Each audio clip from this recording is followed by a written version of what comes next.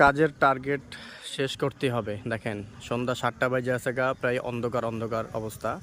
ওই যে দুইজন ভাই হইতাছে উপরে, একদম উপরে, কত উপরে ওইটা টিন লাগানোর আগে আপনার যে হোলরগুলো লাগান লাগে সেগুলো লাগাইতেছে, ঠিক আছে, সেগুলো লাগাইতেছে।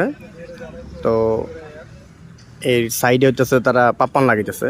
তো এটা আসলে কিছু টার্গেট, যেমন মনে করেন এই যে যেই কয়টা রুমের উপরে তারা টিন লাগানোর জন্য ফ্রেম করছে, এখন অল্প একটু কাজের জন্য যদি থুয়া দেয় তো কালকে অনেক সময় লাগবে। অনেক সময় বিদেশের বাড়িতে আমরা এইরকম হিসাব কিতাব করি।